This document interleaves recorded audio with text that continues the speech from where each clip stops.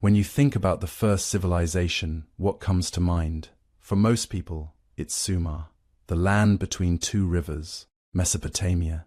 Around 4000 BCE, the Sumerians built the first cities we officially recognize, Uruk, Eridu. They invented writing, created complex governments, erected massive temples called ziggurats. They're in every textbook, every documentary about ancient history, the beginning of civilization, the dawn of the urban age. Except, what if they weren't the beginning? What if Sumer was just the first chapter we decided to remember? See, there's something strange about how we think about human history. We act like civilization just appeared suddenly in Mesopotamia, as if humans spent 200,000 years as simple hunter-gatherers, and then suddenly, out of nowhere, decided to build cities and invent agriculture. But the archaeological evidence keeps whispering something different, something older, something we almost forgot entirely. Before Sumer, there were other cities, other civilizations. Places where humans gathered in thousands, built monuments that still stand today, created complex societies that thrived and vanished, leaving behind only fragments, echoes in stone, shadows beneath the earth. These aren't mythical places like Atlantis. These are real sites that archaeologists have found, excavated, dated, and tried desperately to understand. But they don't fit the narrative we were taught. They're too old, too sophisticated, too inconvenient for the neat timeline of human progress we like to imagine. Some of these forgotten cities are buried under meters of sand and soil, hidden for millennia until a shepherd stumbles on a strange stone or a farmer's plow catches on something that shouldn't be there. Others are drowned beneath the waves, lost when the Ice Age ended and the seas rose to swallow entire worlds. A few are hiding in plain sight, megalithic mysteries that we've looked at for centuries without understanding what they really were or how impossibly ancient they actually are. If you're listening to this to fall asleep, perfect. That's exactly why I make these. So maybe subscribe and tell me, where are you right now? What time is it there? I love checking the comments and seeing Tokyo at sunrise, London at midnight, Sao Paulo in the afternoon, all listening to the same story about our shared, forgotten past. The deeper archaeologists dig, literally and figuratively, the more they find that challenges everything we thought we knew about when civilization began. Every decade brings new discoveries that push the timeline back further. A temple complex that's 6,000 years older than Stonehenge. A city without streets that housed 10,000 people when Sumer was still empty marshland. Evidence of agriculture thousands of years before it was supposed to exist. Sophisticated societies that rose and fell and left almost nothing behind except questions. This is a journey into deep time, into the centuries and millennia before the civilizations we remember, before Egypt, before Babylon, before the first cuneiform tablets were pressed into clay. Back when the world looked different, when coastlines were hundreds of miles from where they are now, when vast forests grew where deserts stretch today. We're going to explore cities that humanity forgot, not because they weren't important, not because they weren't real, but because they existed so long ago that even their memory faded into myth before writing was invented to preserve them. These are the civilizations that came before the beginning we know, and the most unsettling part, we almost miss them entirely. If not for a few curious archaeologists willing to dig where they weren't supposed to, willing to question the accepted timeline, willing to believe their own evidence even when it seemed impossible, we might never have known these places existed at all. So settle in. Let the world outside fade away. We're going back, way back, before Sumer, before the cities we remember, to the first cities humanity forgot. Picture a dusty hilltop in southeastern Turkey, 1994. A shepherd named Savak Yildiz is watching his flocks when he notices something strange sticking out of the soil. Not just any rock. This one has markings, deliberate shapes that shouldn't exist in nature. He mentions it to a team of archaeologists working nearby. They come to investigate, expecting maybe a Byzantine cemetery or a medieval structure. Nothing special. What they found instead would completely dismantle everything we thought we knew about human civilization. The first excavations revealed massive stone pillars arranged in circles. T-shaped monoliths, some weighing up to 20 tons, carved with intricate reliefs of animals. Foxes, lions, scorpions, vultures, snakes. The craftsmanship was extraordinary, sophisticated beyond anything that should exist at this site. But the real shock came when they dated the structures. 11,600 years old. Some levels possibly pushing 12,000 years. Let that sink in for a moment. This site was ancient when the first stones of Stonehenge were being laid. It was old when the Egyptian pyramids were being designed. It predated pottery, metalworking, and the wheel. According to everything archaeology had established about human development, Göbekli Tepe shouldn't exist. Because here's the thing, before Göbekli Tepe was discovered, we had a very clean narrative about how civilization developed. It went like this. First, humans learned agriculture around 10,000 years ago in the Fertile Crescent. Growing crops allowed them to settle down, which led to food surpluses, which created free time, which enabled specialization, which allowed for art, religion, and monumental architecture. Agriculture came first, then civilization followed. Simple, logical, easy to understand. Göbekli Tepe flipped that entire sequence on its head. The people who built this place were hunter-gatherers. They hadn't domesticated plants or animals yet. There's no evidence of permanent settlements nearby, no trash heaps from sustained habitation, no grinding stones for processing grain. These weren't farmers taking a break from their fields to build a temple. These were nomadic peoples, still following game animals, still gathering wild plants, still living the lifestyle humans had maintained for hundreds of thousands of years. And yet somehow they organized themselves to quarry, transport, carve, and erect stones that weigh as much as modern trucks, without metal tools, without wheels, without draft animals. Using stone hammers and probably wooden levers, they shaped limestone blocks with precision that would challenge modern sculptors. The site covers roughly 22 acres, and only about 5% has been excavated so far. Ground-penetrating radar suggests there are at least 20 additional circular structures still buried, maybe more. Each circle is formed by these T-shaped pillars, some reaching 18 feet tall, arranged in rings with two taller pillars at the center. The pillars aren't just functional, they're art. Detailed three-dimensional carvings of animals cover their surfaces. Not random doodles, but carefully executed representations showing remarkable anatomical accuracy. But here's what makes it even stranger. The carvings show animals that weren't native to the region at that time. Some researchers have identified species that would have required long-distance travel to observe. This suggests the builders either had extensive trade networks or were themselves highly mobile, gathering knowledge across vast territories, the same way those post-bottleneck populations maintained connections across hundreds of miles. These late Stone Age peoples were creating information networks that spanned ecosystems. Then there's the question of organization. Moving 20-ton stones requires coordination. You need teams of people working together, following instructions, understanding roles.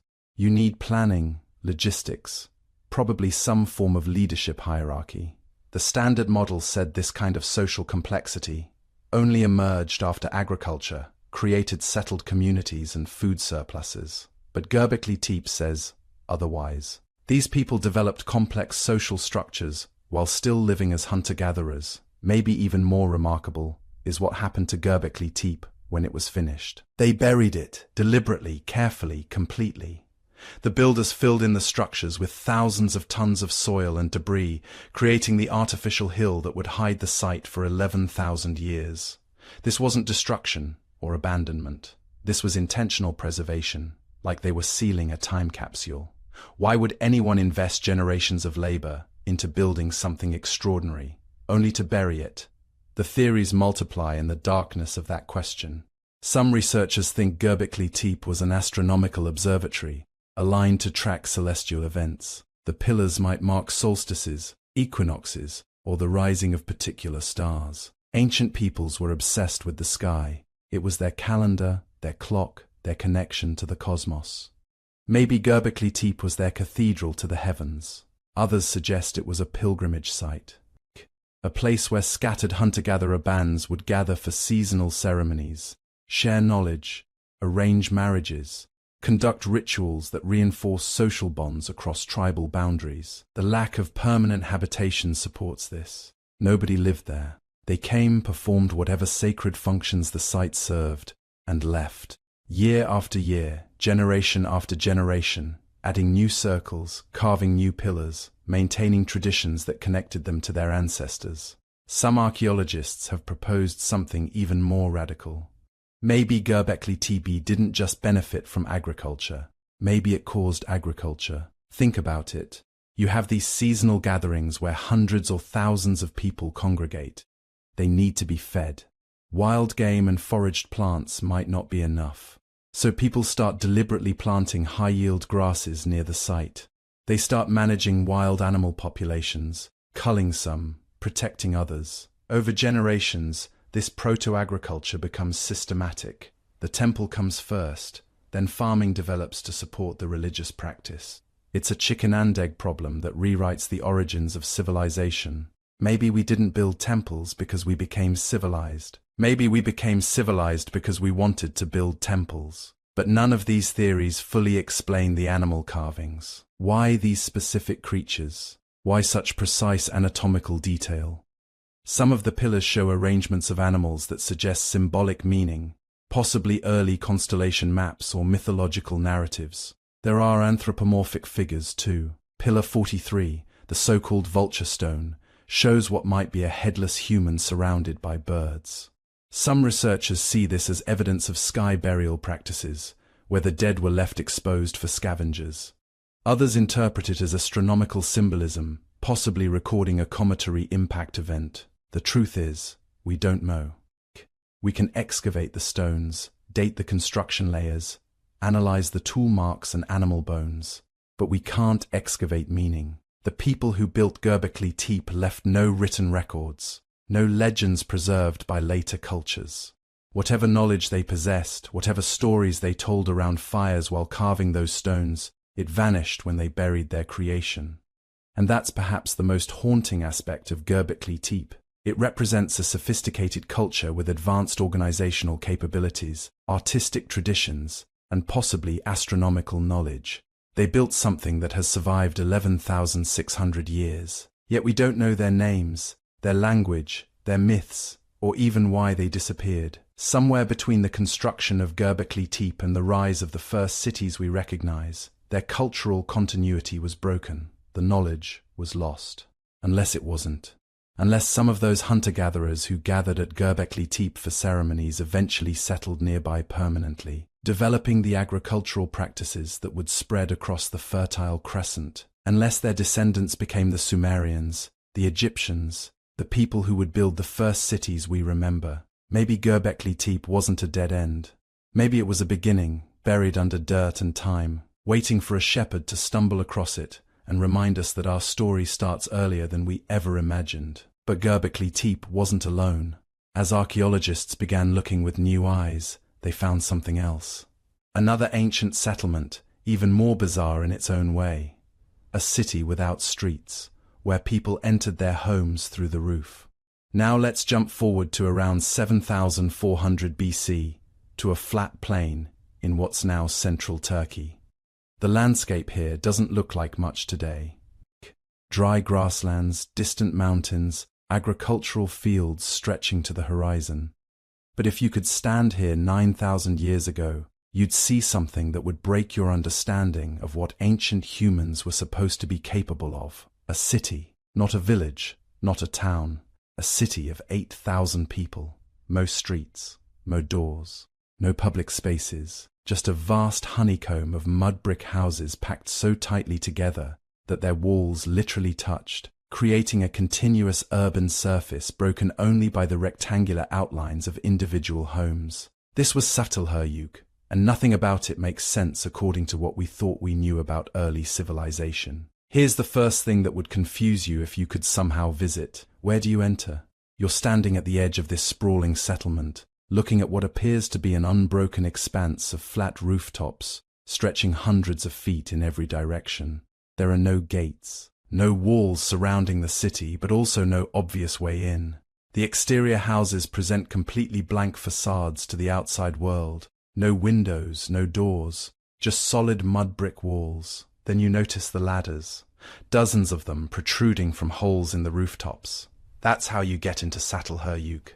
You climb onto the roof, descend through an opening into the interior, and suddenly you're inside someone's home. The rooftops were the streets. That's where people walked, where they moved between houses, where they went about their daily business. The ground level didn't exist as public space at all. Think about what this means. 8,000 people living in what amounts to a single massive structure, entering and exiting through their roofs, moving across each other's homes to get anywhere. The intimacy would have been suffocating by modern standards.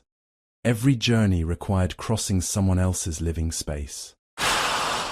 Privacy as we understand it simply didn't exist, but here's where it gets stranger.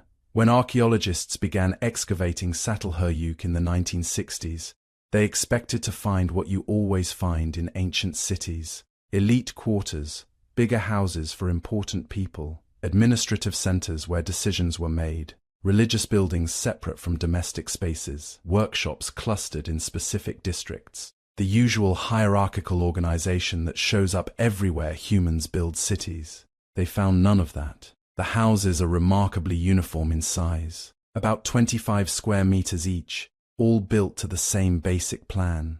Some have slightly nicer decorations, some have more elaborate shrines, but there are no mansions, no obvious seats of power, no palaces, no temples that stand apart from ordinary dwellings. Everyone, from the most skilled artisan to the newest arrival, seems to have lived in essentially the same kind of structure. This uniformity persisted for over 1,400 years. That's longer than most empires last. For comparison, the Roman Empire lasted about 1,000 years. The Ottoman Empire, around 600. But Çatalhöyük maintained this apparently egalitarian structure for nearly a millennium and a half, without developing the hierarchical organization that we think of as natural to human societies. Step inside one of these houses, and you'd find yourself in a single rectangular room, maybe 4 by 6 meters. The entrance hole in the roof has a ladder leading down. Along one wall, there's a clay oven and hearth for cooking. Along another, raised platforms covered in red mats that served as beds and seating areas. Storage bins built into the walls hold grain, dried meat, tools. But then you start noticing the walls themselves. They're plastered smooth and painted, not just simple decorations either. Elaborate murals showing hunting scenes, geometric patterns, strange abstract designs that might be maps or might be something else entirely. Some walls show repeated applications of plaster, layer upon layer, suggesting the occupants replastered and repainted regularly, maybe annually, turning their homes into living canvases that evolved over decades. The most striking images feature bulls, massive, powerful aurochs, the wild ancestors of modern cattle, painted in red and black, sometimes shown being hunted, sometimes simply present, dominating the wall space. In some houses, actual bull skulls are mounted on the walls or set into pillars, the horns still attached, creating what archaeologists call bacrania. The effect would have been intimidating. Walking into a room and finding yourself face to face with the skull of an animal that stood 6 feet tall at the shoulder and weighed over a ton.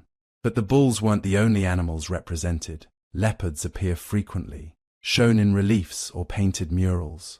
Vultures too, huge birds with outstretched wings, and strange hybrid creatures, human figures with animal heads, or animal bodies with human features. This was a community deeply engaged with the animal world, finding meaning and perhaps power in these representations. Then there are the shrines, not separate buildings, but spaces within ordinary homes designated as sacred. Raised platforms with elaborate decorations, bull skulls arranged in patterns, clay figurines of animals and humans, including famous examples of corpulent female figures that archaeologists initially interpreted as mother goddesses, though current thinking is more cautious about assigning specific meanings.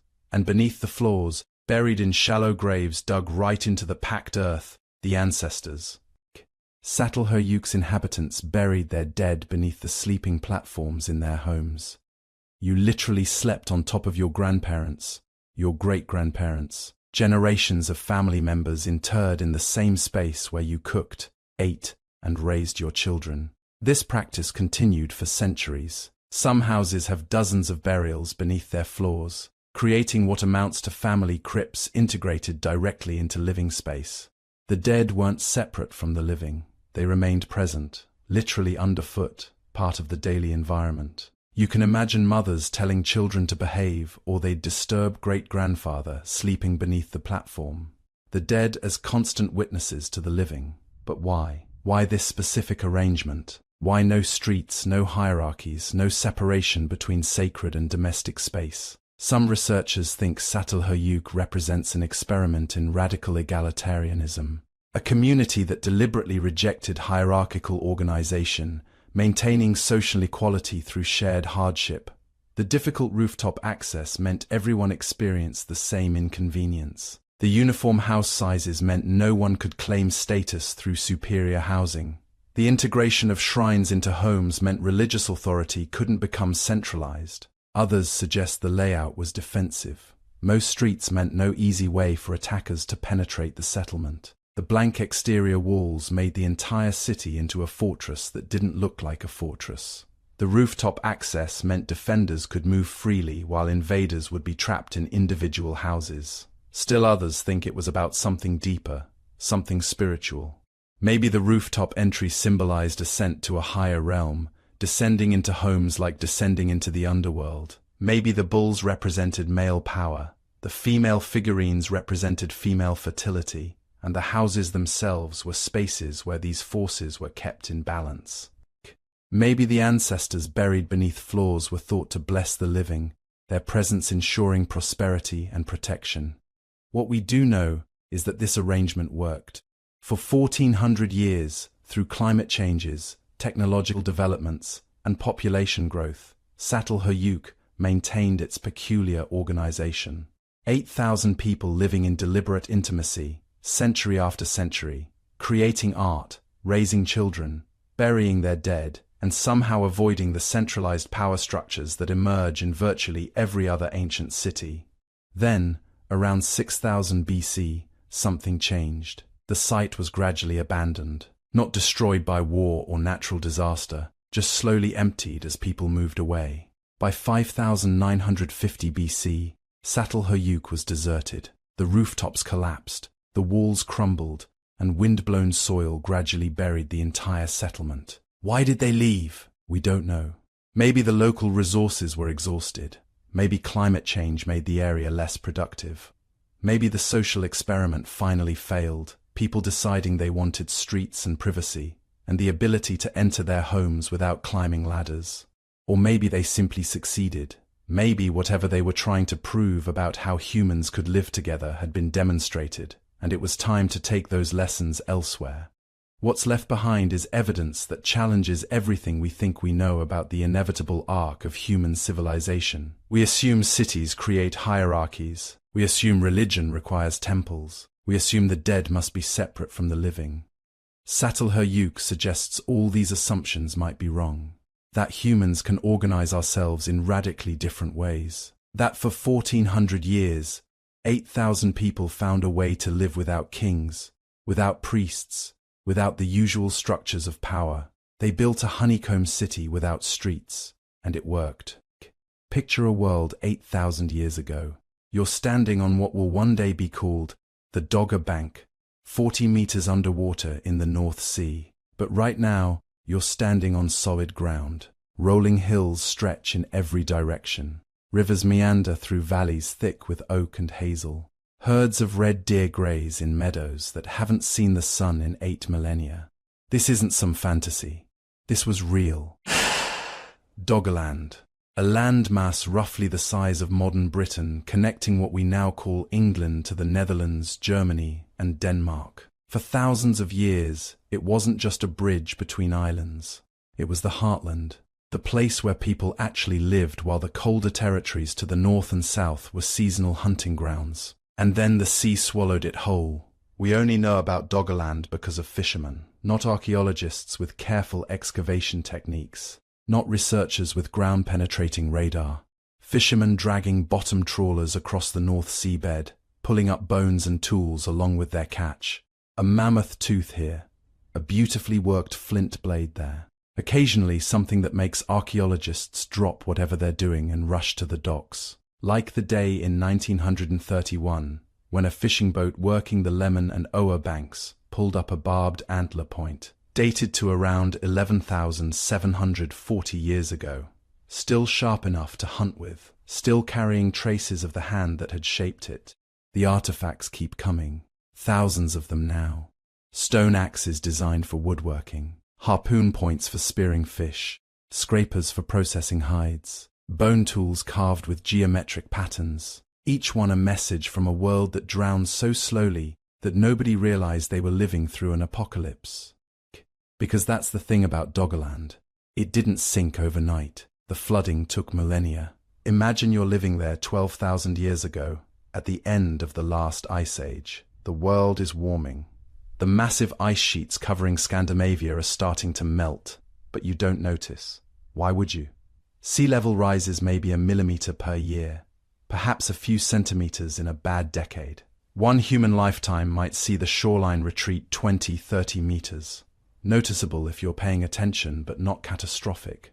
Your ancestors had stories about islands that used to be visible on the horizon. Gone now. Your grandparents remembered when the river mouth was half a day's walk closer. Now it's a full day.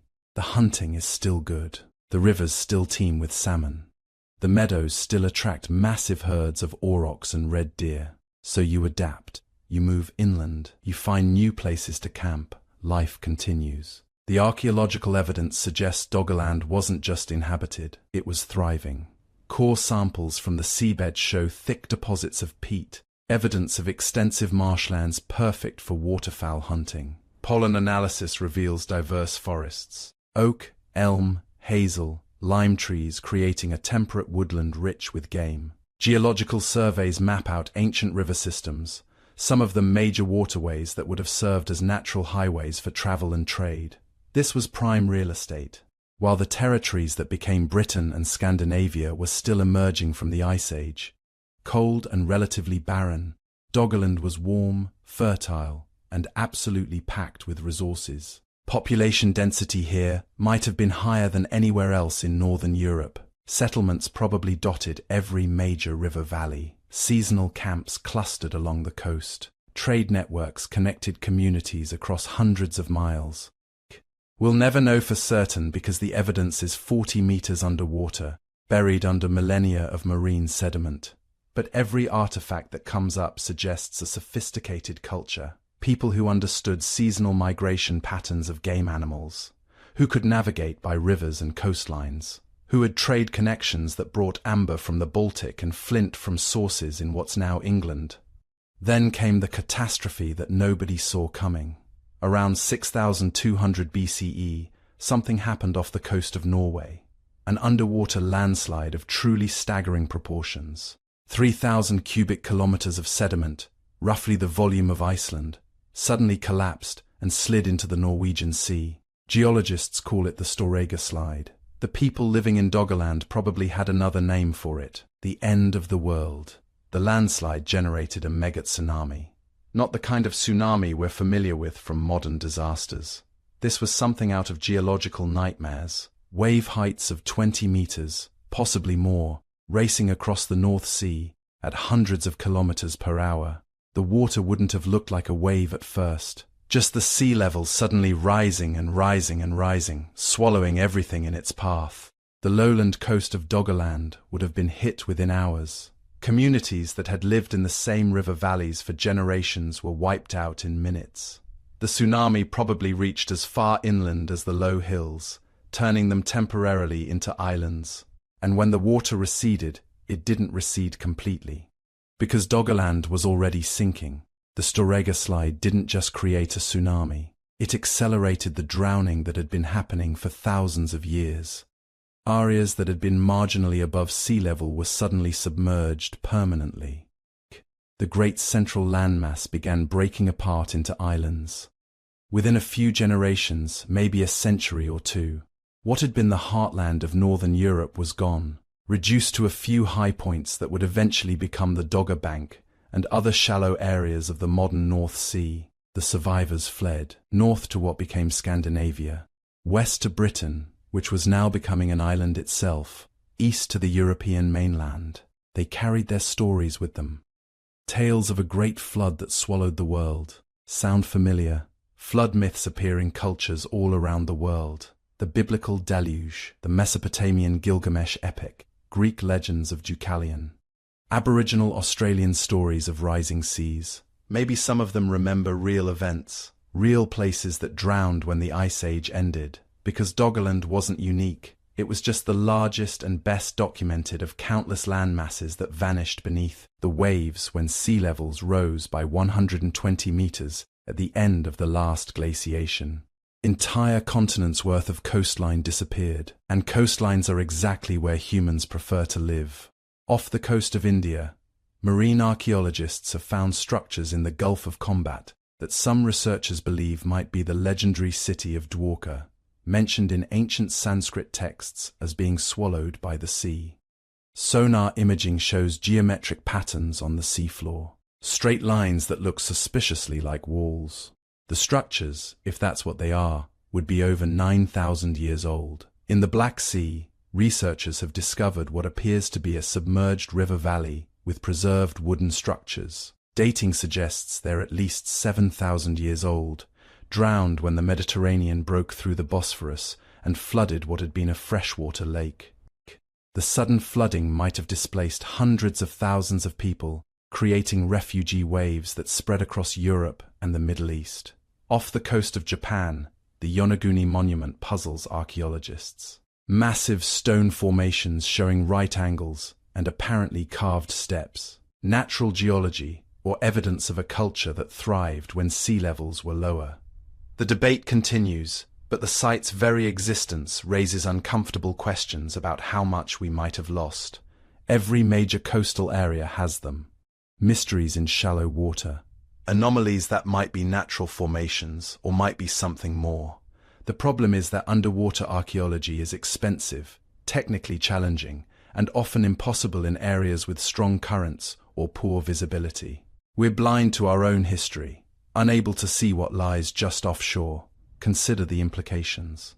At the peak of the last ice age, 20,000 years ago, sea levels were 120 meters lower than today.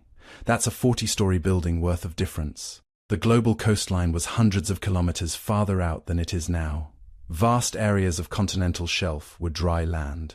The Indonesian islands were connected to mainland Asia. Australia was joined to New Guinea. The Persian Gulf was a river valley. The Mediterranean coastline extended far beyond its modern boundaries. And where do humans naturally settle? Near water, on coasts along rivers beside lakes. The most productive environments, the places with the most diverse resources, the easiest transportation networks.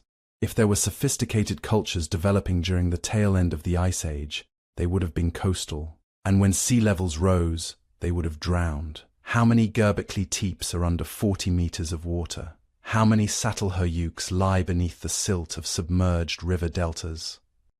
How many innovations, how many cultural achievements, how many early experiments with settled life were erased completely when the seas rose? We don't know. We can't know.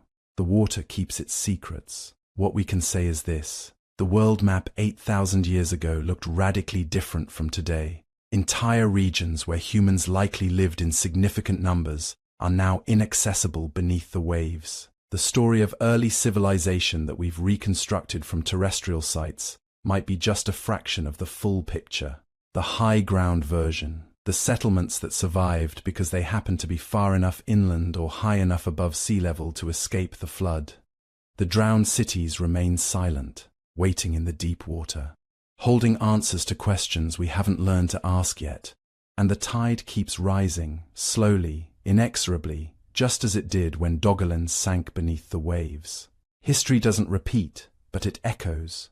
And sometimes, late at night, if you listen carefully to the sound of water against the shore, you might hear those echoes carrying stories from the world that drowned. While Mesopotamia was getting all the credit as civilization's cradle, something remarkable was happening 1,500 miles to the east, something that wouldn't be discovered until the 1920s, something that would fundamentally challenge everything archaeologists thought they knew about the origins of urban life. In the Indus River Valley, stretching across what's now Pakistan and northwest India, a civilization had emerged that was sophisticated in ways that make ancient Sumer look almost primitive. We call it the Indus Valley Civilization, or the Harappan Civilization, after one of its major cities. And here's the thing that should blow your mind. At its peak around 2500 BCE, it was the largest of the three early civilizations, bigger than Egypt and Mesopotamia combined. Over 1,500 settlements spanning an area of 1.25 million square kilometers. That's roughly the size of Western Europe, but size isn't what makes it extraordinary. What makes it extraordinary is how different it was from everything we thought we knew about how civilizations should work. Let's start with the cities themselves. Harappa and Mohenjo-daro, the two largest urban centers, weren't just big. They were planned, not organically grown over centuries with winding streets and chaotic layouts like most ancient cities. These were designed from the ground up with precision that wouldn't be matched again until the Roman Empire. Picture this. You're walking through Mohenjo-daro in 2500 BCE. The streets are laid out in perfect grid patterns, intersecting at right angles. Main boulevards run north-south and east-west, wide enough for cart traffic. Smaller streets branch off in orderly fashion. Every building is constructed from standardized bricks, all in the exact same ratio, roughly 4:2:1. Not close to the same ratio. Exactly the same ratio, maintained across hundreds of sites over thousands of years. But here's where it gets really weird. Every house, from the largest mansion to the smallest worker's dwelling, has a private bathing area. Connected to what? A sophisticated drainage system running beneath the streets. Clay pipes and covered drains carrying wastewater away from residential areas. Manholes at regular intervals for maintenance and cleaning. We're talking about indoor plumbing and municipal sewage systems in the Bronze Age. While most of the world was throwing waste into the streets, the Harappans had figured out sanitation engineering that wouldn't be seen again for thousands of years. The Great Bath at Mohenjo-daro takes this obsession with water management to another level. A massive public bathing pool, 12 meters long and 7 meters wide, sealed with natural tar to prevent leaks, surrounded by private changing rooms. Water could be filled and drained through carefully engineered systems. Some archaeologists think it was for ritual purification. Others suggest it was just civic infrastructure, public hygiene on a monumental scale. Either way, it shows a level of central planning and civic organization that seems impossible for the time period. Someone was coordinating construction across entire cities. Someone was enforcing building codes and maintaining infrastructure. Someone was thinking about public health and urban planning in ways that wouldn't become common again until the modern era. But here's the mystery that has haunted archaeologists for a century. We don't know who that someone was. In Mesopotamia you find palaces, massive structures where kings lived and ruled. In Egypt you find temples and tombs celebrating god-kings who commanded absolute power. But in the Indus Valley, nothing. No palaces, no temples, no obvious seats of authority. The largest structures are warehouses and public baths. The most impressive architecture is devoted to commerce and sanitation, not power and worship. Some buildings are larger than others, suggesting wealth differences, but nothing like the massive inequality you see in other ancient civilizations. No royal tombs filled with treasure, no monuments to individual rulers, no weapons caches or fortifications suggesting military power. It's like the entire civilization operated on principles that don't fit any model we have for how ancient societies should work. Either they had a completely different kind of social organization, one so subtle it left no archaeological signature, or we're missing something fundamental about how to interpret the evidence. Then there's the writing, the Indus script. Over 4,000 inscriptions have been found, mostly on small seals used for trade and administration. Short sequences of symbols, usually just 5 to 7 characters, sometimes accompanied by images of animals, particularly a creature that might be a bull or unicorn. For 100 years, scholars have tried to decipher it. Hundreds of attempts, dozens of claimed breakthroughs, but no consensus. We don't even know what language it represents. Dravidian, Proto-Sanskrit, something else entirely that died out with the civilization. The script appears on pottery, tools, seals, even on a wooden signboard that somehow survived 4,500 years. This suggests it was used widely, integrated into daily life and commerce. But without a bilingual text, like the Rosetta Stone that unlocked Egyptian hieroglyphs, we're left guessing. And that means we can't read their own accounts of who they were or what they believed.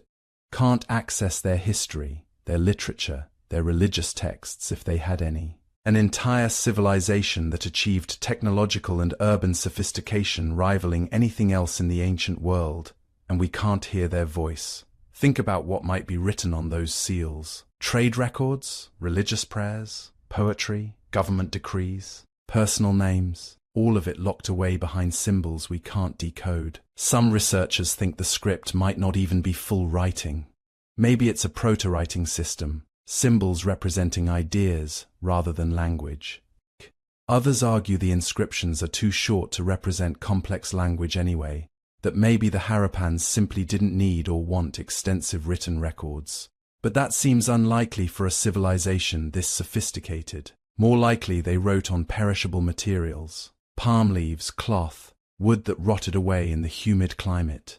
What we have left are just the equivalent of business cards and shipping labels, the most durable remnants of a literary tradition that has otherwise vanished completely.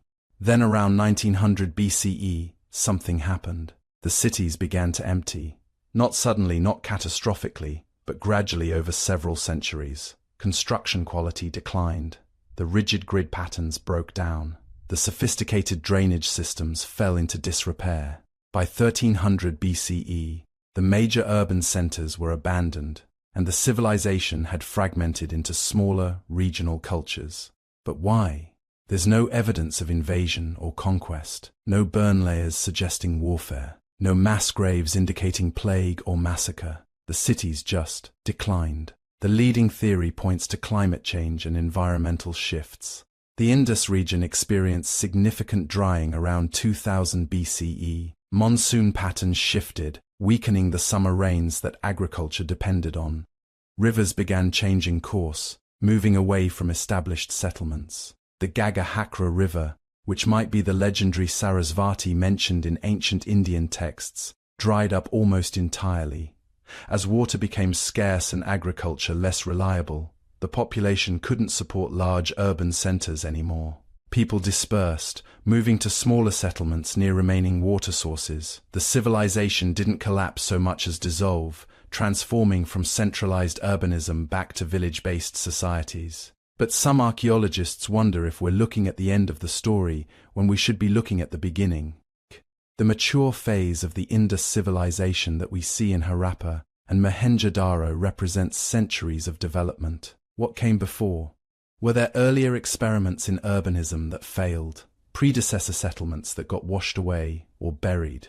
Recent excavations at sites like Barana and Rakigahi suggest the civilization's roots go back much further than we thought, possibly to 8000 BCE in its earliest phases. That would make it not just contemporary with Mesopotamia, but potentially older in its origins. And there might be dozens, maybe hundreds of sites still buried. The Indus floodplain has been building up silt for thousands of years. Early settlements could lie buried under meters of sediment, invisible to survey, waiting for someone to dig deep enough to find them. We might be seeing just the final flowering of a tradition that goes back millennia, the end point of an urban experiment that began when the rest of the world was still figuring out agriculture. A civilization that invented city planning, public sanitation, and standardized manufacturing, then vanished so completely that for 4,000 years nobody even knew it had existed. Picture Egypt before the pyramids, before the pharaohs with their gold and their monuments, before the hieroglyphs and the temples that line the Nile. Go back far enough and you find something nobody expected. A thriving, sophisticated culture that understood astronomy, tracked celestial cycles, and built monumental stone structures when the rest of the world was supposedly just figuring out basic agriculture. Around 7000 BC, roughly 9,000 years ago, a group of people gathered in what is now one of the most inhospitable places on Earth, the southern Egyptian Sahara. They arranged massive stone slabs in a circle, aligned with astronomical precision to mark the summer solstice. This was Nabta Playa, and it predates Stonehenge by at least 1,000 years, maybe 2. But here's what makes Nabta Playa truly remarkable. These weren't just random stones. Archaeological surveys have revealed multiple stone circles, burial mounds, and what appear to be calendar devices tracking both solar and stellar movements. One arrangement seems designed to cite the rising of Sirius, the brightest star in the night sky, the same star that would become central to Egyptian mythology thousands of years later, the star whose heliacal rising marked the beginning of the Nile flood, the star associated with Isis herself. Think about what this means. 9,000 years ago, in what's now barren desert, people were conducting systematic astronomical observations sophisticated enough to predict stellar positions. They were organizing themselves into groups large enough to move multi-ton stones.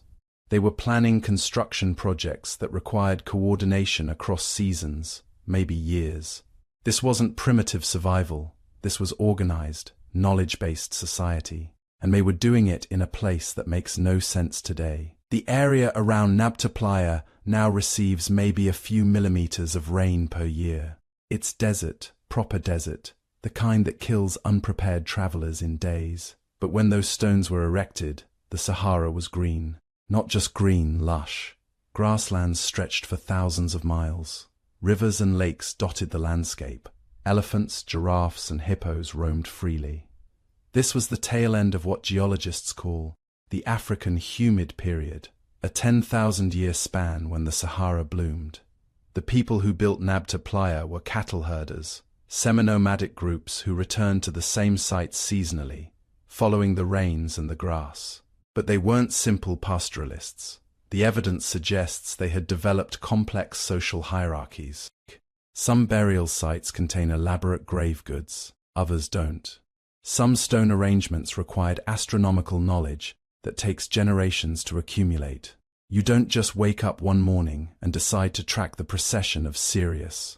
You inherit that knowledge, refine it, pass it on. So where did this knowledge come from? And more importantly, where did it go? Around 5,500 BC, the African humid period ended, not gradually, but with shocking speed. Climate reconstructions show the Sahara dried out in less than 500 years, maybe less than 300. Grasslands turned to scrub, then to sand. Lakes evaporated. Rivers stopped flowing. The animals migrated or died. And the people, the astronomically sophisticated cattle herders who had lived there for millennia, they had to go somewhere. The mainstream theory says they migrated east, toward the Nile Valley. They brought their cattle, their astronomical knowledge, their social structures. They merged with existing Nile Valley populations and slowly, over thousands of years, developed into what we recognize as ancient Egyptian civilization. But some researchers think the connection runs deeper than that. They point to Hierakonpolis, one of the oldest settlements in Upper Egypt.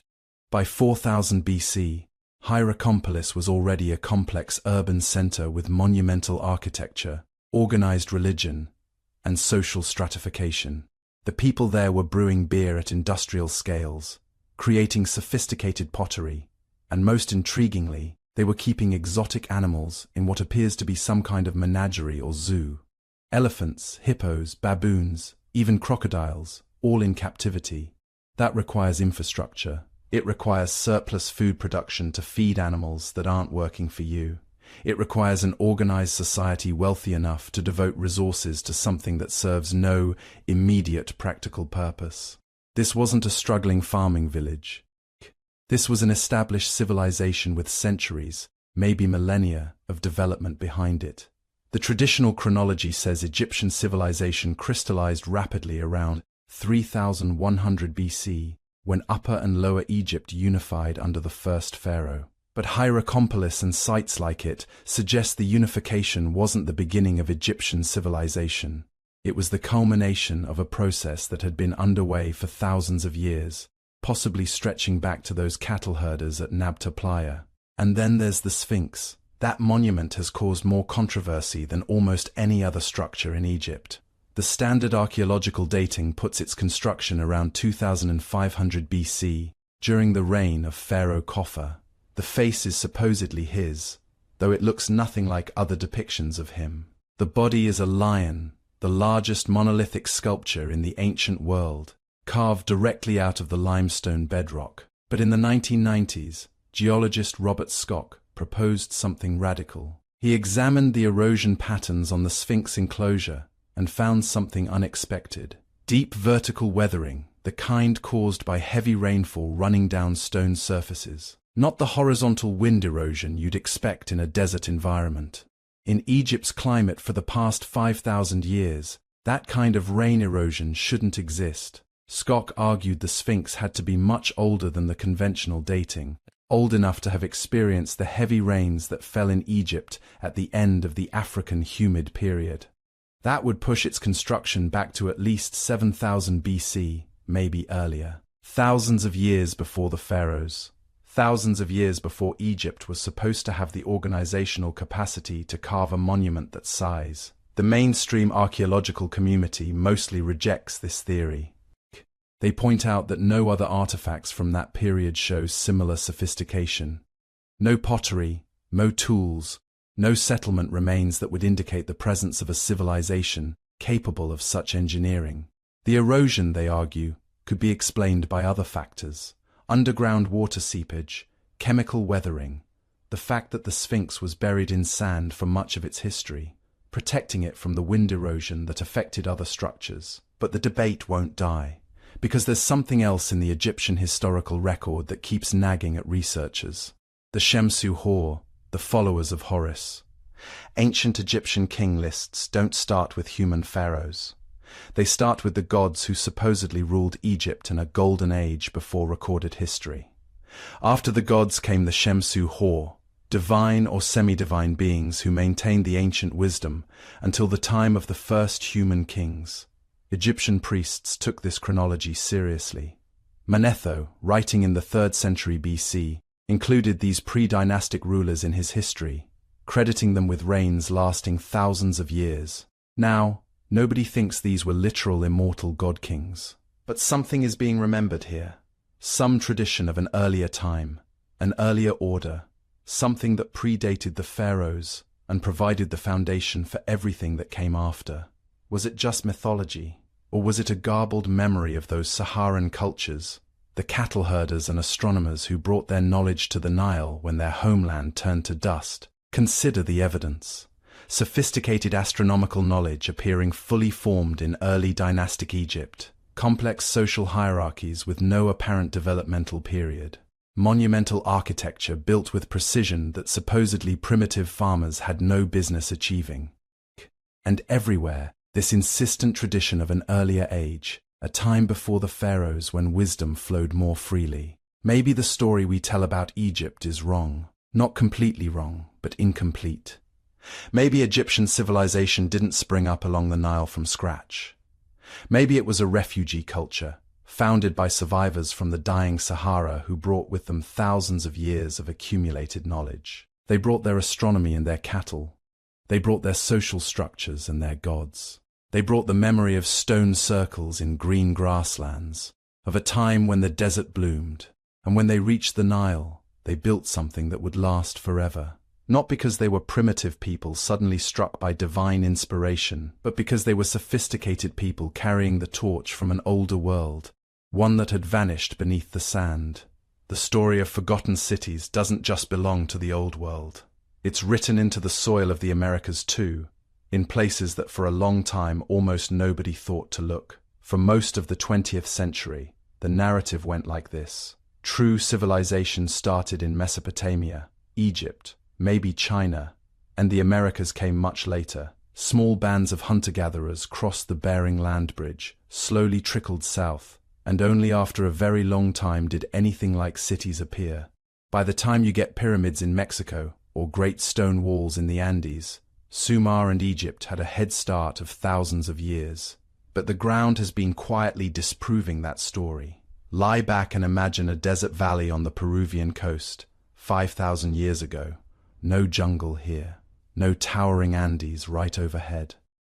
Just a broad, dry river plain opening toward the Pacific, wind humming over pale sand, the sky a vast white dome by day, and an ocean of stars by night. In the middle of this seemingly empty landscape, something impossible is rising.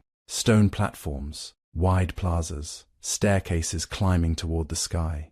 You are looking at Caral Soup. Caral is old enough that if you could stand on one of its pyramids at sunset and somehow look halfway around the world, you would be watching the first stones going up at Egypt's pyramids. Same planet, same millennium, different experiment in what humans can do together. From a distance, Caral doesn't look like the sharp geometric monuments of later empires. The pyramids are low, stepped mounds, weathered and rounded by 5,000 years of wind. They seem almost like natural hills, until you walk closer and see the straight lines, the cut stone, the geometry that nature doesn't draw by itself. Picture yourself climbing one of those broad staircases. The steps are shallow and even, inviting.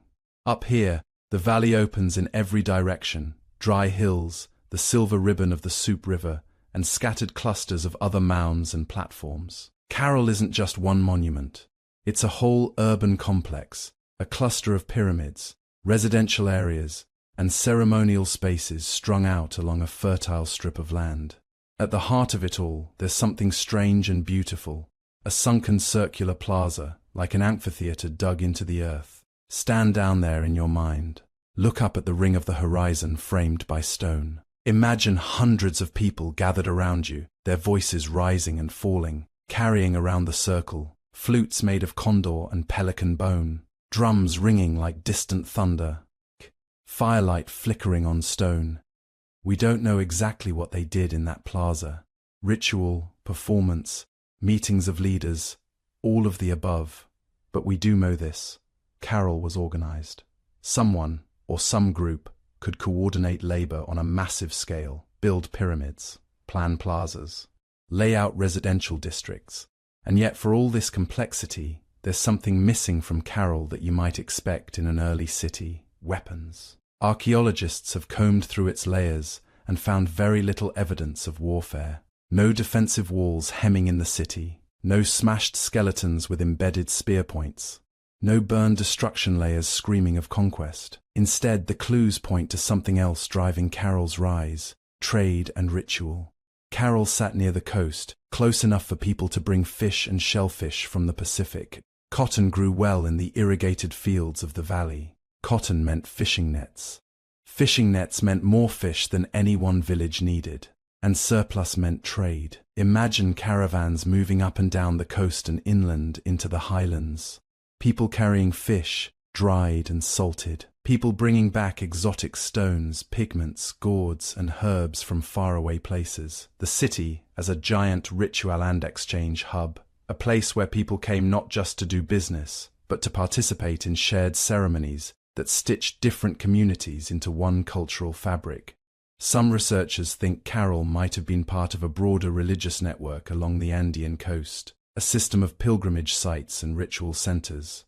If that's true, this was a civilization held together more by shared stories and shared festivals than by armies and walls. For a long time, nobody outside the valley knew it existed.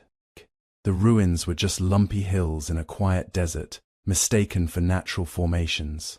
Only in the late 20th century did excavations start to reveal how old it really was. And when the radiocarbon dates came back, 2600 BCE, 2700 BCE, archaeologists had to stop and recalibrate. While Egypt was building pyramids in stone, the people of Caral were building their own monumental platforms in adobe and rock, running irrigation canals, gathering in plazas, developing a complex society without the old world ever whispering in their ear.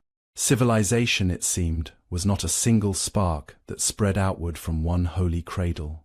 Something humans invented more than once. Now tilt your mind to another landscape, another continent, another forgotten experiment.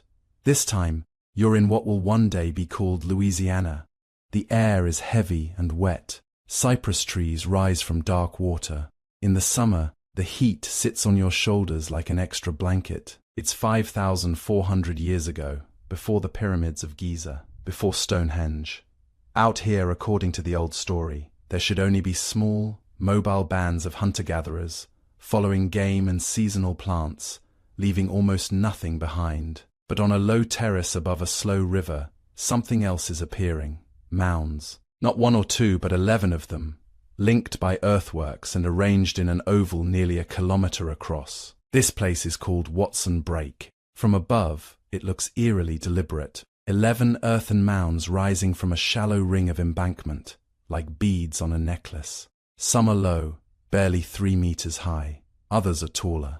None of them reach the vast scale of later Mississippian mounds, but the pattern is unmistakable. People here, 6,000 years ago, were reshaping the land in a long-term coordinated project. And here is the part that breaks expectations. The people who built Watson Break were still hunters and foragers. No clear evidence of intensive farming. No cities in the old world sense. Yet they were already organizing to move hundreds of thousands of baskets of earth, year after year, generation after generation. To build something like Watson Break, you need more than muscle. You need planning. You need shared purpose.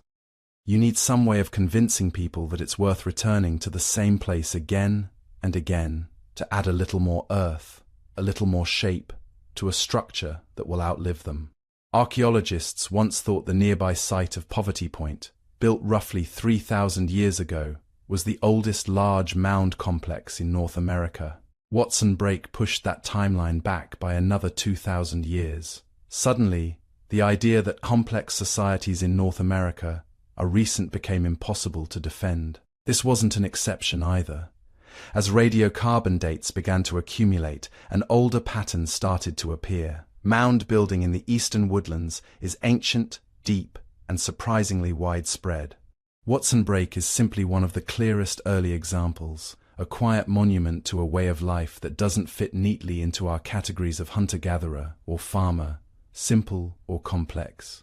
Now, place Carroll and Watson Break side by side in your mind. On one side, a desert city of pyramids, plazas, and ritual plazas tied to irrigation and coastal trade. On the other, a ring of earthen mounds in a humid forest world, built by people who still lived from wild rivers and woods. Different continents, different ecologies, different toolkits.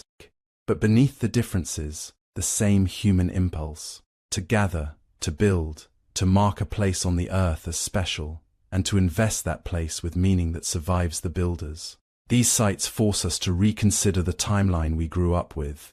There wasn't a long delay, with real civilization flowering only in the old world and slowly dripping west.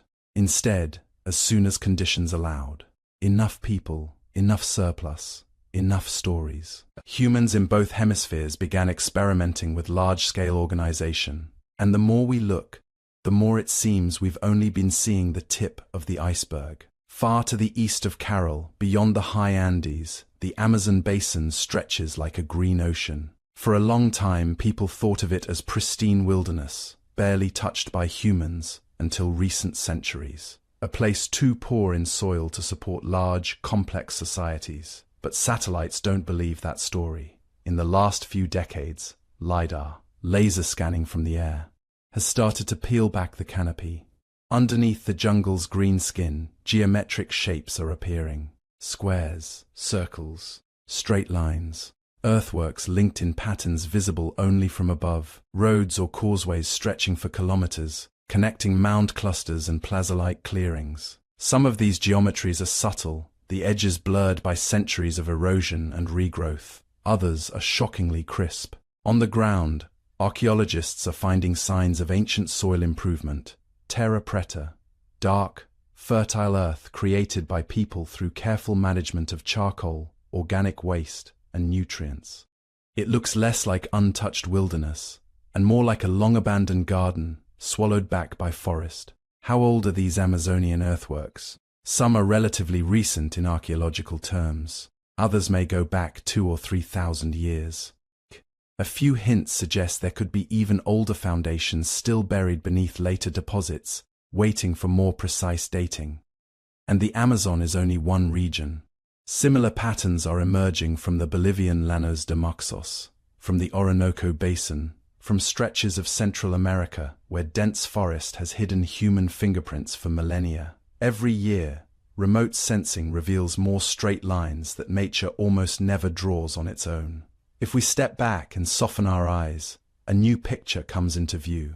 Instead of a single center of innovation with everyone else playing catch-up, we see multiple centers, independent flowerings of complexity: coastal Peru, the lower Mississippi Valley, the Amazon, Mesoamerica, each one responding to its own climate, its own plants and animals, its own histories of migration and memory. In some places, people chose stone; in others, earth. In others, the architecture was made of wood and fiber that rarely survives. In some cultures, hierarchy hardened into kings and empires. In others, power stayed diffuse, shared among ritual specialists, elders or councils that left no colossal statues of themselves behind. The pattern isn't a straight ladder from simple to advanced.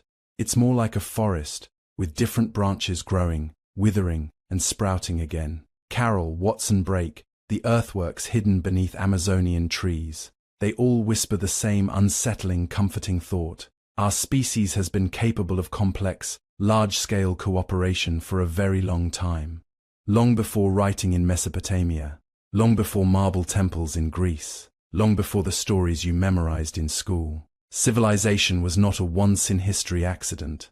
It was an option our ancestors discovered again and again in different soils, under different skies.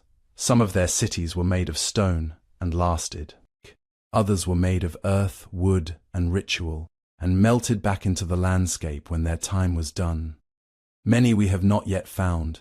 Many more we will never recognize, because the jungle and the river and the wind have done their patient work. As you drift deeper into the story, let that idea settle. Wherever there were humans with enough time, enough surplus, and enough imagination, there were probably experiments in living together at scale. Some became empires. Some stayed as seasonal gathering places, stitched together across vast distances by trade, kinship, and shared ceremonies. And all of them, known and unknown, were part of the same quiet revolution, the shift from scattered bands to networks, from networks to centers, from centers to cities. In one desert valley, they called that experiment Carroll. On a river terrace in ancient Louisiana, they raised Watson Brake. Somewhere under the dark canopy of the Amazon, the ghosts of other experiments are still waiting for us to notice the geometry beneath the leaves. The Americas were never just a blank stage, waiting for the old world to arrive. They were writing their own chapters of the human story, in parallel, in earth and stone. And as we uncover those chapters, one scan, one excavation at a time, the old question returns, a little louder each time. If we've already missed cities this big, this old, what else have we forgotten? By the time our species was weaving story and memory into language, some humans had started weaving stone into patterns. Not rough shelters, not just fire rings or crude boundary markers. Vast arrangements of rock that seem to speak a language we no longer understand. Long before cuneiform tablets in Sumer, before pharaohs carved their names into limestone, people across the world were dragging multi-ton blocks, carving subterranean cathedrals, and aligning stones with the movements of the sun and stars. They left us no books, no written explanations. Just the stones themselves, like paused sentences in a conversation that stopped thousands of years ago. You can picture it, night, a sky black enough that the Milky Way burns like a river. No light pollution, no city glow, just firelight, breath, and stone. Somewhere in that darkness, humans are lifting, hauling, chanting. They're building something that will still be standing when their names, their languages, their entire peoples are gone. We call them megaliths, big stones, a boring word for something that, to the people who built them, must have felt like touching eternity. And what's strange is not just that these things exist, It's that they exist almost everywhere, from the wind-blasted coasts of Brittany to the tiny islands of Malta, from the forests of Japan to the foggy plains of Britain and the Levant. You find the same basic idea. Take rock, the most permanent material most humans will ever touch, and shape it into meaning. No empire commands this. There's no global king of stones. These projects rise in scattered pockets, separated by oceans and thousands of miles. But they all whisper the same unsettling suggestion, that deep in the Stone Age, humans were already thinking on a civilizational timescale. Let's start on an unlikely stage, a small limestone island in the center of the Mediterranean, Malta. Today, Malta is a dot on the map between Sicily and North Africa. But 6,000, 7,000 years ago, when most of the world's people were still living in small farming communities, someone here started building in stone on a scale that should not exist for such an early date. Places like Hagarkim, Menajedra, Tarxian, temple complexes with massive upright slabs and curved, organic layouts. And then there is something even stranger, hidden below a normal Maltese street, beneath houses and traffic, and the everyday noise of modern life, the Hull Safliani Hypogeum. From the outside, it looks like nothing. But descend the stairs, and you enter a world carved entirely out of living rock. Multiple levels, chambers flowing into chambers, ceilings shaped to imitate surface temples. A whole underworld architecture, built by people who had no metal tools, no wheels, no written language. Archaeologists generally date the Hypogeum and Malta's megalithic temples to around 3,600, 2,500 BCE, with some structures possibly beginning even earlier. That puts them older than the pyramids of Giza, older than Stonehenge, older than almost anything you could name as ancient. Inside the Hypogeum, you find tiny carved spirals, bull horns, the faint red traces of painted walls. There are rooms where a whisper from one wall carries unnaturally clear to another, a kind of Stone Age sound engineering. In the so-called oracle room, certain frequencies resonate and vibrate through bone and chest, turning a human voice into something bigger, something other. No one wrote down what these people believed. We only see the shadows, the bones of hundreds, maybe thousands of individuals placed carefully over time. Figurines of reclining figures, labyrinthine passages that feel less like a tomb and more like a memory palace for a culture we no longer remember. Then, suddenly, it stops. Around 2500 BCE, Malta's temple culture collapses. The building ends. The Hypogeum is sealed. New people arrive with different styles of pottery, different burial customs. The old ways vanish so completely that even Maltese folklore barely remembers them. A megalithic tradition flashes into existence, lasts 1,000 years or so, and then is swallowed by silence. If we move north and west, to the Atlantic coast of France, another silence waits under slate-grey skies. Carnac, stretching across the fields near this small Breton town, are more than 3,000 standing stones. Not in a circle, but in long, rippling rows, like waves of rock frozen mid-motion. Some weigh tens of tons. Others are smaller, but all have been placed, one, by human hands. The alignments at Carnac go on for almost 4 kilometers. To walk them is to understand that this was not a weekend project. This was generation after generation committing to a plan that none of them would see finished. Dates are debated, but many of the stones seem to have been raised between 4,500 and 3,300 BCE. Again, older than most of the monuments people think of when they hear the word ancient. What were they for? No inscription tells us, but when researchers model the positions of the stones against the prehistoric sky, patterns start to appear. Some rows seem to align with solstice sunrise points, others with lunar standstills. Those rare moments in the moon's 18.6-year cycle when it rises or sets at its most extreme positions on the horizon. In other words, whoever laid out Karnak was not just stacking rocks at random, they were watching the sky. Tracking cycles so long you'd have to pass the knowledge down across generations to stay accurate. This isn't simple stargazing. This is systematized observation, proto-astronomy. And yet, we have no temples of marble, mo written ephemerides, mo mythological texts from these people.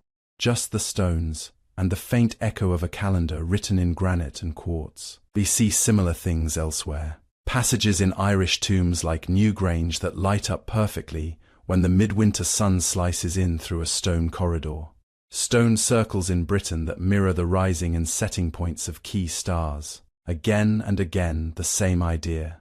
Fix the sky into the earth so the heavens can be read in stone. But this wasn't only a European obsession. If we travel instead across Asia to a land of forests and volcanic mountains, we find another culture playing a very long game with time. Japan. The Jomon. For most of recent history, Japan is associated with rice farming, samurai, written records.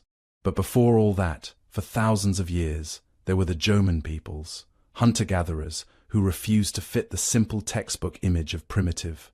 From about 14,000 BCE onward, Jomon communities built permanent settlements, made some of the world's earliest pottery, and developed elaborate ritual objects. They weren't just wandering bands chasing deer. They were rooted in place, managing forests, exploiting coastal resources, and gradually building up something that looks suspiciously like early urban life. At sites like Sanimarayama in northern Honshu, you find deep storage pits, large communal buildings, evidence of long-distance trade in obsidian and jade. Wooden posts mark out large structures that may have been watchtowers or ceremonial platforms. And scattered across Japan are stone circles and alignments from the later Jomon period, roughly 2000, 1000 BCE. Places like the Oyu stone circles in Akita, concentric rings of river stones with standing stones and arranged features that some researchers think align with solar events. We can't be sure, but patterns in the layout suggest at least some awareness of the sun's path and seasonal markers. The Jomon lived in this semi-settled, complex hunter-gatherer mode for nearly 10,000 years. Imagine that. A culture sustaining itself in one region longer than the entire span from the pyramids to now, leaving behind not empires, but a quiet accumulation of craft, ritual, and architecture in wood and stone.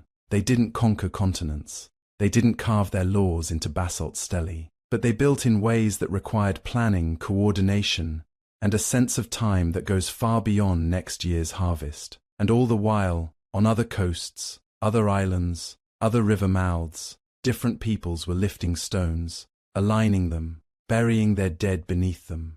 Standing stones in Korea, dolmens in Manchuria, menhirs in Iberia and the Sahara, massive stone terraces and platforms along the Pacific coasts.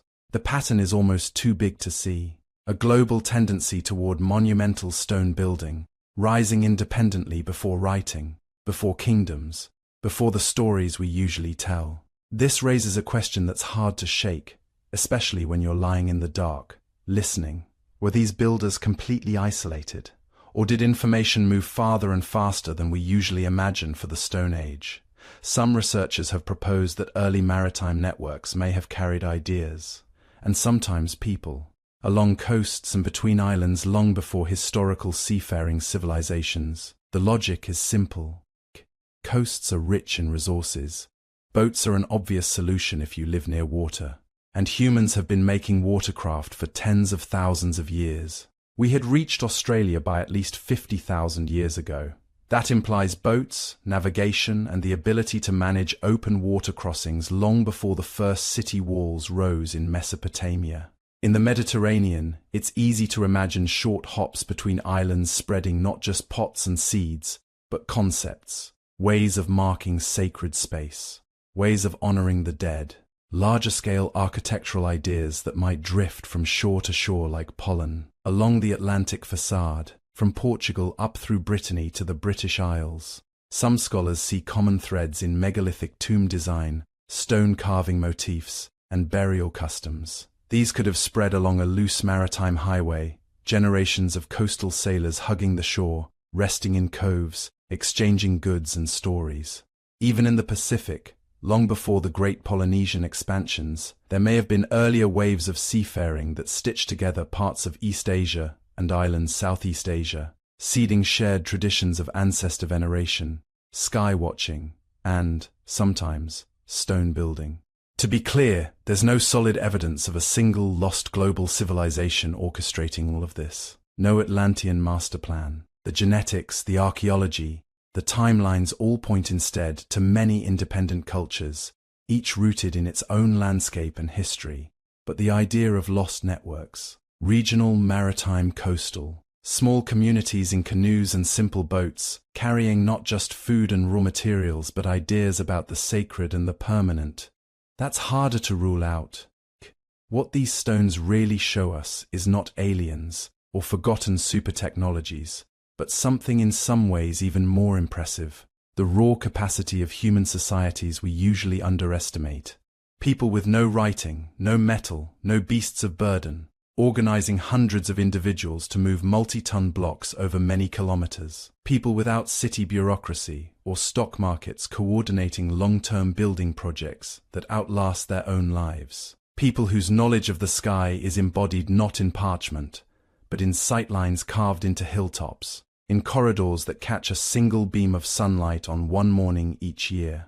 They remind us that complexity doesn't always look like skyscrapers and silicon chips. Sometimes it looks like a field of stones that still stands straight after 6,000 winters. Sometimes it looks like an underground chamber where your voice turns into thunder.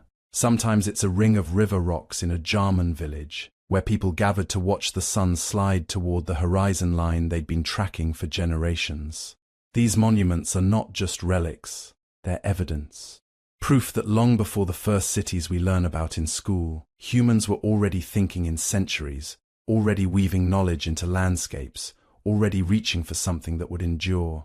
They are the stone pages of a book almost entirely missing, the few lines that survived the fires, lying out in the open. And as we move forward in our story, from these scattered whispers in stone to the more familiar ruins of vanished cities, it's worth carrying that thought with us. By the time anyone wrote history, we had already been forgetting it for a very, very long time. Picture the world right after the last ice age is starting to loosen its grip. Great walls of ice are melting back. Rivers are roaring with glacial melt. Coastlines are not fixed lines on a map, but moving targets, creeping inland year by year. To your ancestors, the world itself seemed unstable, as if the ground could not quite decide where it wanted to be. Then, suddenly, it changed its mind again. Around 12,800 years ago, just as things were warming and stabilizing, the climate snapped back into something like an ice age. We call it the Younger Dryas. For the people living through it, it would have felt like a cosmic betrayal. Winters getting longer and harsher, summers turning shorter, colder, less predictable. Animal herds shifting their routes or vanishing entirely. Plants your grandparents had relied on simply failing to appear. No one knows exactly what caused it. Some researchers point to changes in ocean circulation as meltwater flooded the North Atlantic, disrupting the great conveyor belts of heat. Others argue for a comet or meteor impact, a fragmenting body exploding over the ice, throwing dust and water vapor into the atmosphere. The evidence is debated. What isn't debated is that the world, which had been slowly thawing, suddenly lurched back toward the cold. Now imagine you're part of a small village on a pleasant riverbank in the Near East. For generations, the climate has been improving. Summers are warm, rainfall somewhat predictable. People have begun to experiment. Tiny protofields scratched into the soil. Wild grains harvested and maybe, just maybe, nudged along. Early dogs curling up by the fires. A few rough stone walls to keep out wind and curious animals. It wouldn't look like a city to us, more like a permanent camp that doesn't quite know it's permanent yet. But for your people, staying in one place most of the year is a radical experiment, a new way of being human. Then the cold comes back, game grows scarce, wild stands of grain fail. The plants you've learned to count on ripen late, or not at all. Rivers that usually flood gently now freeze, then flood violently when the thaw comes all at once. Your early experiments in stability are punished. Settled life, which had seemed like the future, suddenly looks like a trap. Some groups abandon their villages and go back to a more mobile life. Others cling stubbornly to place, trying to coax food from a stingy land. Many simply vanish, not in some cinematic, mysterious way, but in the dull, grinding attrition of hunger and disease. The people die, or they scatter, or both. Archaeologists see this in the record as what they call abandonment horizons. Layers where it looks like people were there, and then they weren't. Tools stop appearing. Hearths go cold. Structures collapse and are never repaired. But we need to remember something crucial. A vanished site does not mean a vanished people. Often it just means the climate moved the goalposts, and your ancestors were forced to follow. As the Younger Dryas dragged on for over 1,000 years, it reshaped human history by reward and punishment. In some places, the harshness seems to have pushed people toward more intense cooperation, more careful cultivation of wild plants, more organized storage of food. In others, it broke experiments in settled life before they had time to solidify into anything like a city. When the Younger Dryas finally ended, the world didn't reset to normal. It shifted into the relatively mild, stable climate we enjoy today. Sea levels began to surge as ice sheets disintegrated. Coastlines drowned slowly but relentlessly. And with them, any early villages built in the wrong place. Think about how we build today. We love coasts. We crowd river deltas, harbors, estuaries. The same was likely true for early farmers and foragers. Rich soils, abundant fish, easy transport by boat. Perfect places to settle.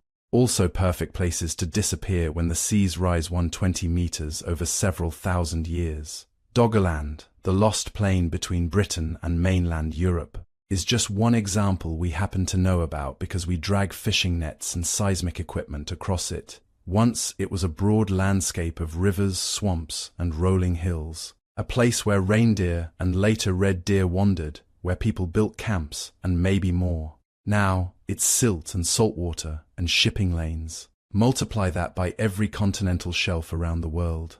The Black Sea basin before it flooded. The Persian Gulf when it was a vast, fertile valley. The Sunda Shelf in Southeast Asia, where islands were once connected by low-lying plains. If early experiments in settled life took root in these places, most of their traces are now under dozens of meters of water. You don't need a global flood myth to erase a city. All you need is a coastline, a few thousand years, and a steady melt of ice. Inland, the story isn't much kinder. As climate zones shifted, grasslands turned to desert. Forests shrank or moved, rivers changed course. A fertile valley could become a dust bowl in a few generations. Mud brick walls, wooden houses, red roofs. None of these are built to endure millennia without constant care. Once people move away, nature unbuilds their work. Winds level mounds. Floods wash away foundations. Plants pre-apart stone. From a human perspective, a city feels eternal. From a geological perspective, it's a temporary pattern in dust. But physical structures are only half the story. The other half is knowledge, stories, names. Imagine a small, flourishing town 10,000 years ago, maybe not quite as complex as Sattelhurjuk, not as monumental as Göbekli Tepe, but something in between. A cluster of houses, storage pits, shrines, people trading obsidian blades and shell ornaments. They have stories about their founding ancestors, about the time before houses, about the age when people followed the herds. Now imagine 2 bad harvests in a row, a flood that ruins the stored grain, a disease that kills half the elders. Families argue about whether to stay or go. Some leave, some die. The survivors regroup upriver or across the hills in a new place with new neighbors. They bring their skills. They remember how to shape a stone, how to plant a seed. But the memory of the old town itself, that's more fragile. Human memory, even when trained, usually stretches accurately across perhaps 3 or 4 generations. Great-grandparents are already legends. Go back 7 or 8 generations, and you are in the hazy zone where history and myth start to braid together. A city destroyed when your ancestor's ancestor was a child becomes the old place the gods took back. Give it a few more centuries, and it's just the time before. Oral traditions are powerful, but they're not permanent. Stories are retold, simplified, reshaped to match new realities. Floods become punishments. Famines become moral lessons. Foreign traders become giants or spirits. or enemies sent by distant gods. The practical details. How walls were built, how fields were irrigated, how roads were laid out. Fade first. What survives is emotion, pride, fear, awe. From the outside, thousands of years later, we look at a featureless field or a calm stretch of sea and see nothing. Underneath, there might be a vanished village, a forgotten temple, an entire small civilization whose descendants still walk the earth with no clear idea where they came from. And that's the unsettling part. We are not just talking about ancient people. We are probably talking about your own lineage. Your ancestors may have founded cities that no one alive today remembers, not even as legend. When we talk about lost civilizations, it's tempting to imagine something exotic and separate, mysterious people with strange powers who disappeared. But the real story might be much more intimate and much more ordinary. Small communities building something remarkable, then losing it to bad luck, bad weather, or bad timing. Their descendants carrying forward fragments, tools, words, farming techniques, gods, without the stories that once tied them together. Civilization is more fragile than it looks. Our cities feel solid. Our data feels permanent. Yet we know how quickly knowledge can vanish. A library burns, a server farm floods, a language loses its last speakers, and whole ways of thinking disappear. Even now, in a world of satellites and backups, we worry about how much of our digital memory will survive a few hundred years, let alone 1,000. Now scale that anxiety back into prehistory. No stone books, no hard drives, just stories and bones and walls of mud and stone. Archaeology is our attempt to read those bones and walls, to coax memories out of dirt. It moves slowly, carefully, because the evidence is scattered and delicate. A few post holes here, a scatter of charred seeds there, a pile of animal bones with cut marks. From these scraps, patterns emerge. We see that settled life began earlier than we once thought. That monumental architecture can appear before permanent villages. That trade network stretched over astonishing distances long before writing. We see that the people who built Göbekli Tepe, who laid out the dense blocks of Çatalhöyük, who patterned the streets of Harappa, were not abrupt miracles. They were heirs to long, mostly invisible traditions. Every year, a new clue surfaces. In a road cut, in a construction trench, on the seafloor, in sonar images that show suspiciously straight lines where there should only be sand. LiDAR scans strip away forest canopies and reveal buried cities in the Amazon, in Central America, in Southeast Asia. Places that were once dismissed as pristine wilderness turn out to be rewilded gardens, the ghosts of old urban landscapes. And still, this is just what we've stumbled across while looking mostly on land, in politically stable regions, with the limited budgets and time that archaeology can afford. The majority of Earth's surface remains unexamined in any serious way. The continental shelves, where early coasts once lay, are largely unexplored archaeologically. Vast deserts hide sites under meters of blowing sand. Peat bogs, jungle soils, and floodplains quietly digest wood and bone. What's down there? How many times did humans, or near humans, push towards something like a city, build it, inhabit it for a few centuries, then watch it dissolve back into the landscape? How many doggerlands and drowned valleys hold traces of people whose names no longer exist in any language?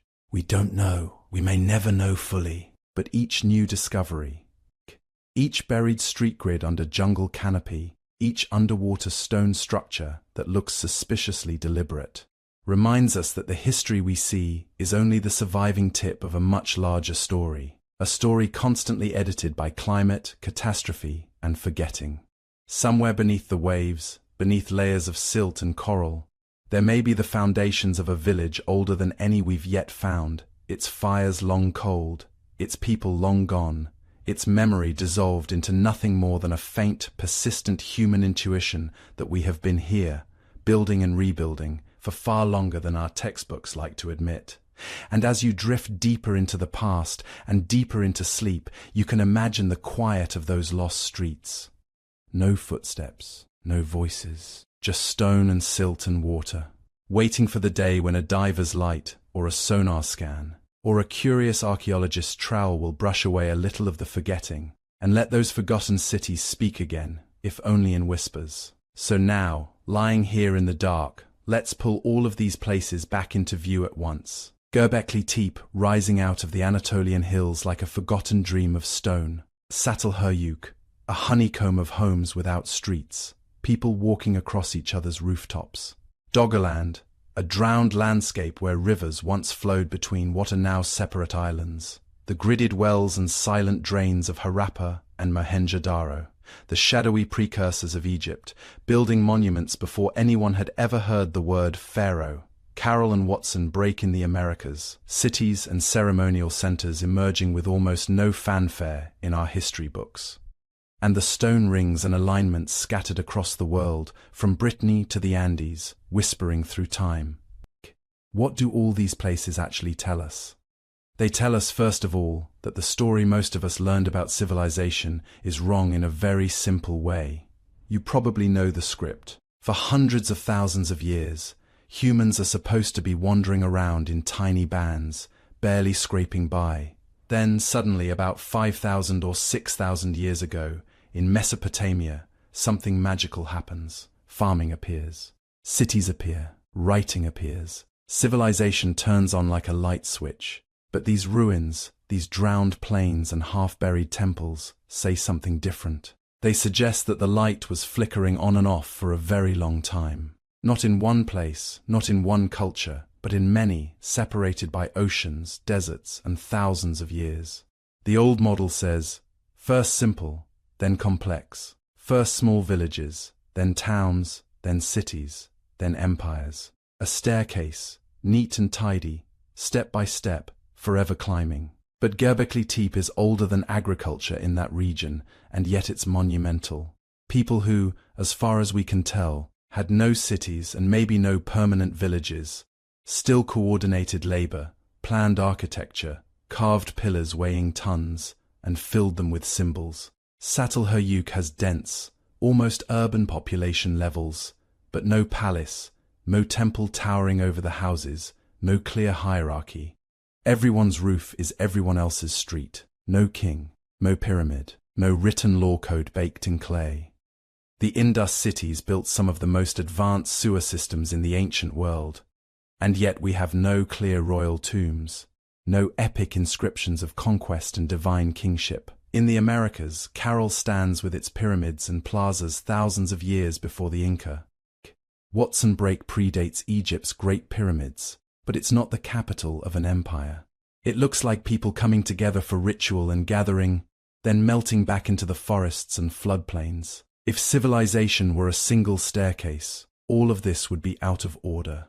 It would be wrong. But if instead of a staircase, you picture something else, a field of lights, turning on, fading, and sometimes going completely dark, then flaring up again somewhere else, suddenly the picture makes more sense. Humans didn't move in a straight, single-file line from primitive to advanced. We experimented, over and over, in different climates, with different resources, under different skies.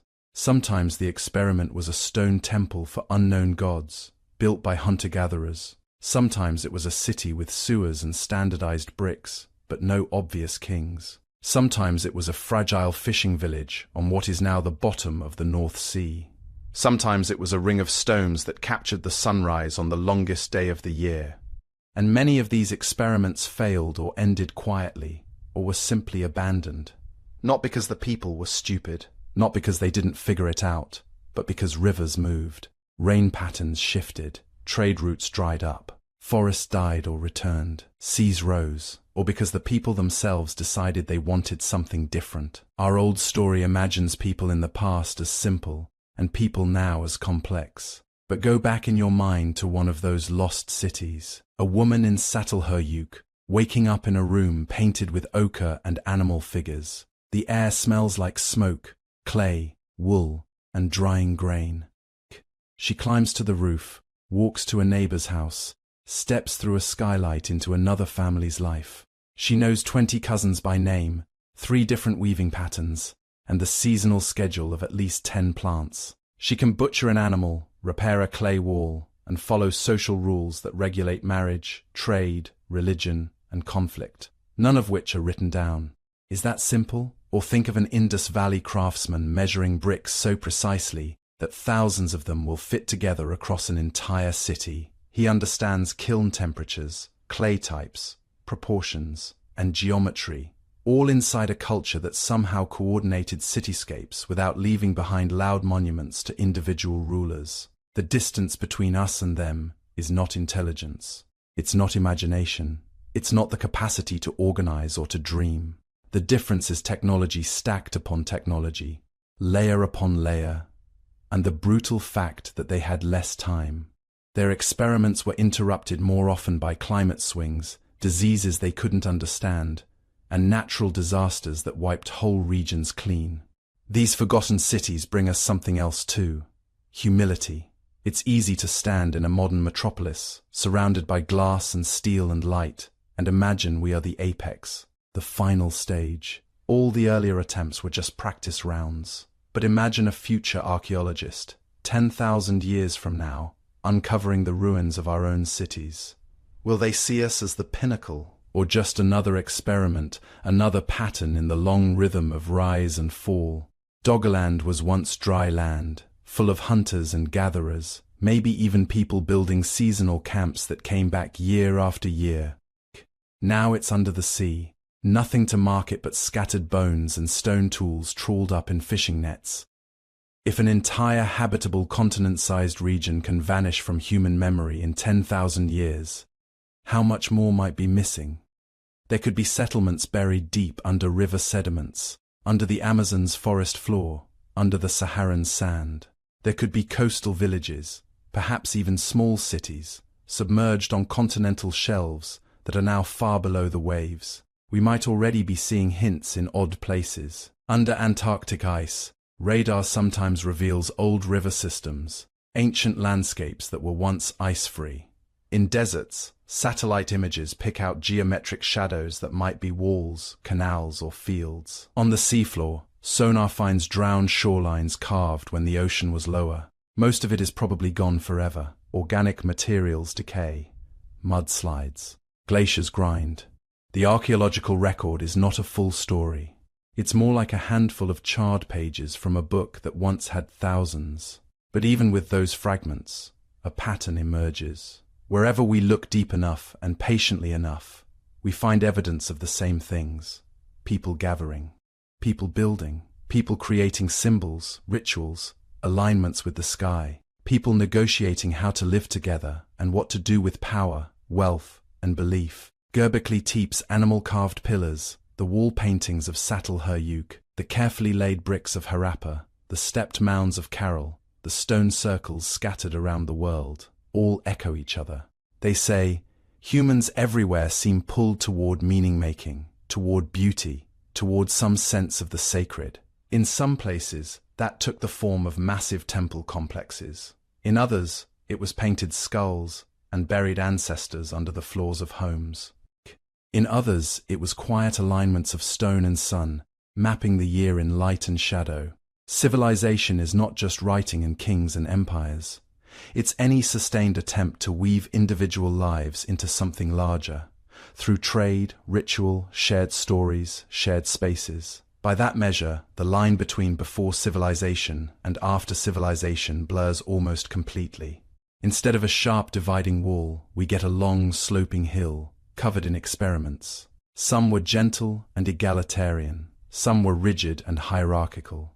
Some lasted centuries, some burned out in a few generations, but they are all part of the same unfolding. The same long attempt to figure out what humans can be when they gather in groups larger than a single band. And we are not outside that story, we are inside it. When you walk through a modern city, under lights timed by satellites, past buildings planned by computers, you are moving through just one more version of the same hey-old puzzle. How do we live together? How do we share resources, coordinate effort, and give our lives meaning? How do we face the sky, the seasons, and the certainty of death, and still find reasons to build? We inherit their tools in ways we don't even see. Grids and streets echo Indus cities. Monuments and ceremonial plazas echo places like Carol and Göbekli Tepe. Domestic shrines, family altars, quiet grave goods, all reflections of impulses that began tens of thousands of years before anyone wrote a single word. And there is one more thread, faint but persistent: forgetting. Over and over, humans build things, tell stories, create worlds of meaning. Then the climate shifts, the river moves, the trade collapses, or a new people arrive. The old stories fade. Foundations are reused. Stones are scattered. Names are lost. We are living on layers of earlier lives we barely remember. Somewhere under a farm field, under a suburb, under a shopping mall or a forest, there may be the ghost of a settlement that once thought of itself as the center of the world. Just as we often think of ourselves, these forgotten cities don't just expand our timeline, they change the feeling of that timeline. Instead of a straight road, think of it as a vast, dimly lit landscape. Our headlights only reach a little way, illuminating Sumer, Egypt, Greece, Rome, the familiar signposts. But beyond that circle of light, there are older roads, older fires, older gatherings. We are walking through the dark, holding a very small lamp, surprised each time it catches a megalith, a buried city, a drowned plain. And somewhere out beyond the edge of the known, under ice, under sand, under ocean, there are still more surprises waiting. Evidence of other experiments, other ways of being human that will force us, again, to rewrite what we thought we knew.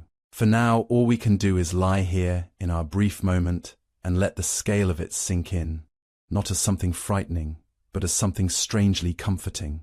We are not the beginning. We are not the end. We are one chapter in a book so long most of its pages are missing, but the parts we can read already tell us something simple and profound. Humans have been clever, creative, spiritual, and socially complex for far longer than our tidy histories admit. We are the descendants of builders whose names we'll never know, walking through cities whose shapes they helped imagine, guided by stories that echo faintly from temples now collapsed and plains now drowned. When you think of yourself that way, as a brief flicker in a long chain of forgotten cities and remembered dreams, the present moment softens.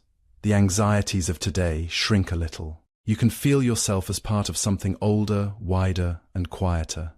A story still being rewritten, even as you drift toward sleep.